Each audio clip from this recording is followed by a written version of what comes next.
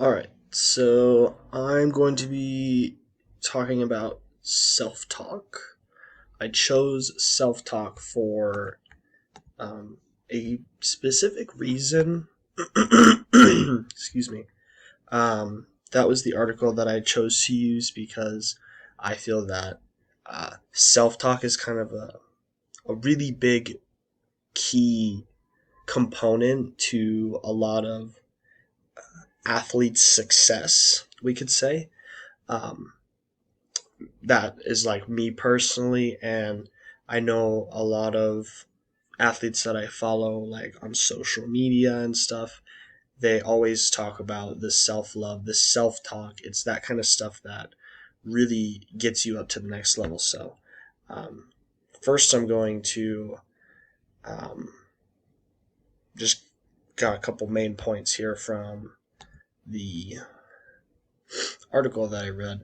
Um, One was that the first main point that I found was that self talk and sports psychology work together really well, and it's kind of more with the emotion aspect.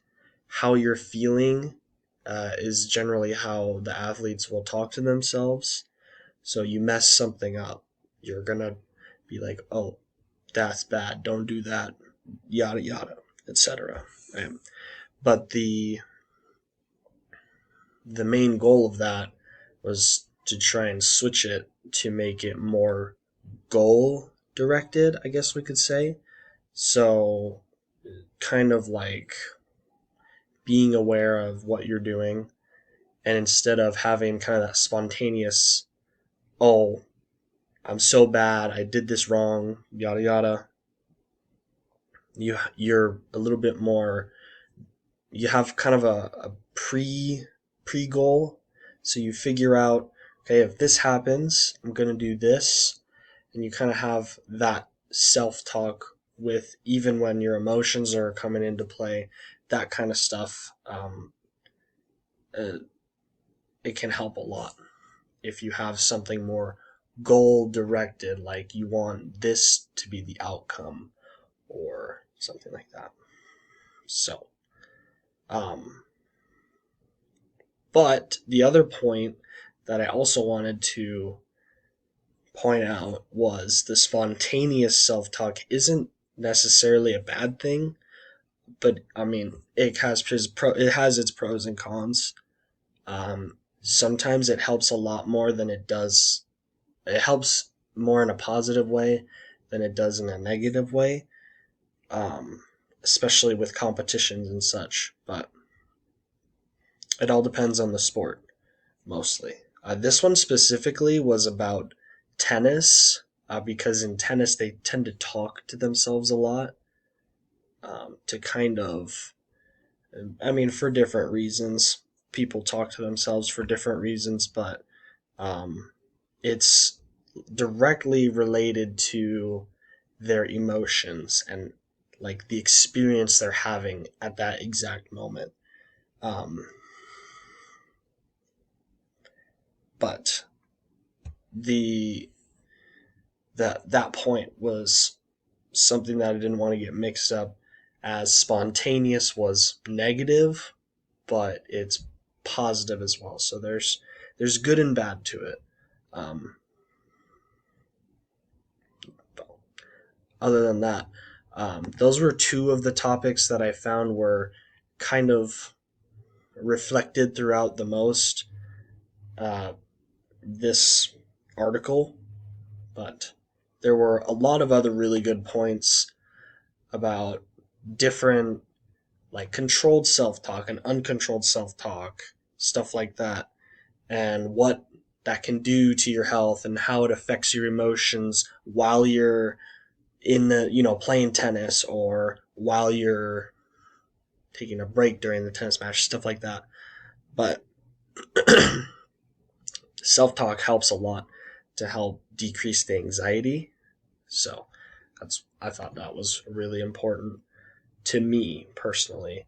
Um, about what the article has done necessarily for my journey is I found that self talk really helped me kind of skyrocket myself to the next level, because I like to think of your biggest enemy as yourself. And once you can defeat your enemies, then you're on the right track. And the article didn't necessarily say defeating your enemies, but kind of how I took it and interpreted it was that you get over the fear of all the being anxious about messing up and all that stuff, and the negative self talk and whatnot, then you're on a really good track if you believe in yourself and tell yourself that you're good at these things and you can do it, and yada yada, stuff like that. So, even really small stuff, kind of like going back to the article with tennis, like just saying to yourself, like if you were to hit the ball and say like, oh, it was a great shot while you were walking away or something, there would be a sort of a connection there, that it would you would remind yourself that it was a good shot regardless of the outcome. It was a good shot, something like that. But relating to my journey in exercise, I think it's important. Self talk is all about yourself, your health. If you're not talking to yourself in a good way that you feel you can be confident in, then that's a bit of a problem. You should probably fix that. Um, I think self talk is one of the most important things about athletics and, like, sports in general, and especially the psychology portion, because a lot of people can do it physically, but mentally they might not be in the right headspace. And maybe this self talk is exactly what you need. So I think it could be a really great factor within any sports journey, or anyone's athletic journey, and such. So after reading the article, I found a lot of different ways that maybe I could go about self talk, because I haven't always been the best at self talk when it came to sports, because I'm really hard on myself. So I think being aware of the situation and taking the time to, even little things, even if I know that I did something wrong, taking something out that was positive and giving that to myself will take away the anxiety of, like, being so afraid to mess up again, or other things. Relating back to the tennis, um, if you tell yourself it was a bad shot, then you kind of get in that mindset of, what, now every shot's going to be a bad shot. Not every shot will be like that. Like, I do taekwondo. Some kicks when I spar, they're not they don't score. Does that mean it was necessarily a bad kick? Not really, but it's the self-talk. Okay, it was a good attempt. Now I got to do this, and that's where the goal portion comes in.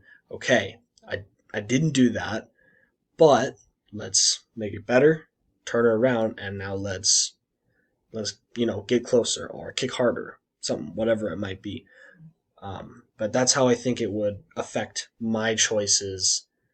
I would tell myself that, and that would make a better impact on my outcome in whatever I'm trying to do.